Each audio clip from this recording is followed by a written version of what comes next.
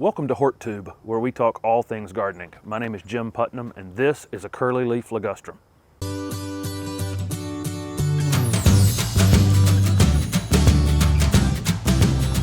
This is Curlyleaf Ligustrum, an evergreen shrub that has a very narrow growth habit.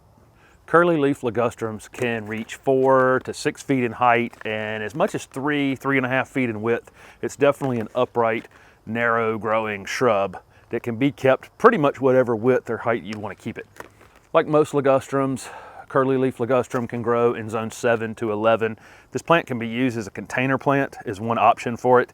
And in zone 7, if you had it in a container, it would be damaged in the winter if you left it outside in the coldest few nights we get every winter. But in 8 to 11, it could be no problem in a container year round. Curlyleaf Ligustrum are slow growing shrubs. You might get a half a foot out of these a year if it was well fertilized and not in stressed conditions, but I think more like 3 or 4 inches a year, which kind of makes it a perfect plant in my opinion, because slow growing plants are also low maintenance plants typically. Like most ligustrum, Curlyleaf Ligustrum can take either sun or shade, but definitely perform better in half a day sun or more, all the way up to full sun. If you put these in a shady space, let's say you put it in a container and put it on your front porch and it didn't get a lot of direct light, over time it would thin out. I already mentioned that Curlyleaf Ligustrums can be used as a container plant. That's one great use for it, and they're so upright and narrow that you can plant other annuals and perennials around them, which allow you to put some color in the container as well.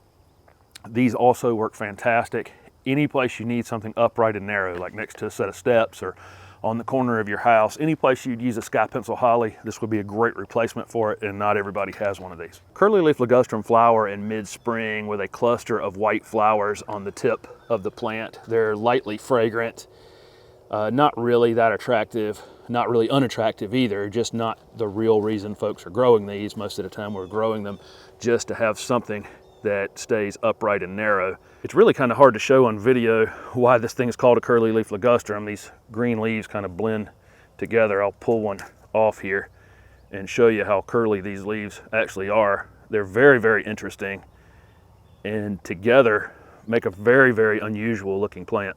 In terms of planting Curlyleaf Ligustrum, it's a ligustrum and it's really, really industrial, just like all ligustrum are. We definitely want to make sure we're not burying it too deep though. And the new growth on this is a lighter green color than this darker green foliage that's on it now. And that two-tone contrast looks great during the summertime. So I like to keep these growing, and in order to do that, we should plant them properly so that they're not stressed. So when we pull this out of the container, almost certainly the roots are going to be wound very tightly together. That's true of any ligustrum you buy. They're very aggressive in a container, rooting out. And so when we pull them out, we're going to want to pull at those roots quite a bit to get them to go outward instead of continuing to wrap around one another. We're going to want to dig our hole the depth of the root ball. And then if you're in heavy clay soils, you can get some pine bark soil conditioner, which is just a fine ground composted pine bark, and mix that 50-50 with the clay soil. So when you dig your hole, you're going to have that little pile of clay. Mix that pine bark soil conditioner 50-50 with that clay, and use that to replant it. If you have sandy soils, you could use compost, would be a great alternative to hold a little water in place. Once we've dug our hole the depth of this, made our little mix of our existing soil and our soil amendment, we're going to put some of that mix back in the bottom of the hole, so that when we take this out, break up the roots, set it into the ground, it's actually sitting up a little bit. And then pull our soil mix up to the edge of that.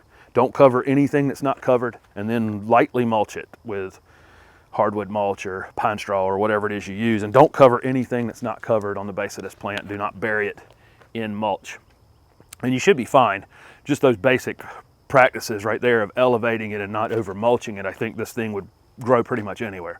Once your Curlyleaf Ligustrum is established, I don't think you'll need to do a lot of ongoing watering on it if it's planted in the ground. These are extremely drought tolerant. If it became very, very dry in the summertime, you could drag a water hose over to it and drown the whole surrounding space around it. Don't water it just right at the base, but water the whole surrounding soil. The roots are all around the plant and not just right at the very base of it. So you could do that a couple times during the summer. I don't think you'd need to do it any more than that on this plant. If it's in a container, we want shrubs. When we grow shrubs in containers, we tend to keep them too wet. You want to make sure that whatever soil mix you're using in that container, it drains, it has a hole in the bottom of the container. And we want to make sure we're allowing them to dry out between waterings of that container. That can be difficult to do once you start mixing things together in the container, like flowers and things. But this shrub is not going to want to sit in as much water as your annual flowers would tolerate. I've already mentioned that the new growth on this thing is very attractive, so I would definitely fertilize these in the early spring to make sure that we continue to have new growth throughout the season. Any slow release outdoor fertilizer at any garden center is probably fine on these. I just do it once in March, and most of those slow release fertilizers will last 3 or 4 months, and then it'll just kind of fade out in the late summer and allow this to go dormant. You'll probably have to do very little pruning on Curlyleaf Ligustrum. It's not the fastest growing thing in the world. If it gets wider than you want, you could actually take off any kind of side limb all the way to the base to make it narrower.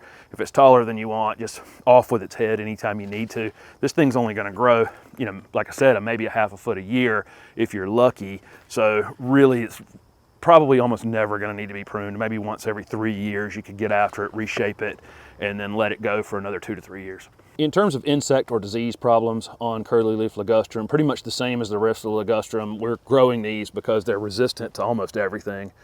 I don't think you'd want to put this in a very wet place. You may end up with root rot issues and that type of situation, but really not a lot of chewing insects on these. So what are you waiting for? Even you can grow the upright, evergreen, low maintenance Curlyleaf Ligustrum. Thank you for watching, and if this video was helpful, please hit the like button and subscribe to my channel for future videos. Also, if you have any questions about anything in the ligustrum family, ask away. Thanks again.